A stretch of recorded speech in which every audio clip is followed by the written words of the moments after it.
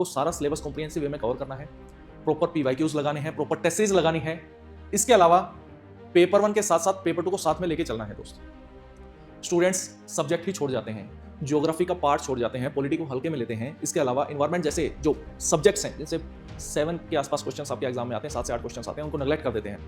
Over focused रहते हैं towards the current affairs या न्यूज़पेपर वाला पार्ट। आपने पेपर ढंग से एनालाइज किया होगा तो आपको पता लगेगा कि जो न्यूज़ करंट में थी उस न्यूज़ का स्टैटिक भी आपसे पूछा जाता है। अब स्टेटमेंट फॉर्म में आपसे करंट अफेयर के क्वेश्चन पूछते हैं। यूपीएससी 2024-25 का क्वेश्चन पेपर उठा के देखना दोस्त। अब भले ही पॉलिटी के क्वेश्चंस पेपर 1 में कम आ रहे हो, इंटरनेशनल रिलेशंस के क्वेश्चन बढ़ रहे हैं। पॉलिटिकल डायमेंशन पेपर 2 के लिए इंपॉर्टेंट रहेगा, पॉलिटिकल एसेस पेपर 2 के लिए इंपॉर्टेंट रहेंगे। इकोनॉमी जैसे सब्जेक्ट्स जिन पे कम फोकस स्टूडेंट करते थे वो इमर्जिंग सब्जेक्ट्स हैं, वो आगे बढ़ रहे हैं। डिफेंस रिलेटेड चीजें आपसे पूछी जाती हैं, टेक्नोलॉजी से क्वेश्चन आते हैं, कंप्यूटर से क्वेश्चन आते हैं एंड स्टूडेंट्स इस चीज को नेग्लेक्ट करके चलते हैं। अब मैथ्स और रीजनिंग के लिए भी आपको अपनी अप्रोच चेंज करनी होगी, उसमें भी क्वेश्चंस का लेवल काफी बढ़ रहा है। तो ऐसे में ये प्लान आपको सही डायरेक्शन में रखेगा।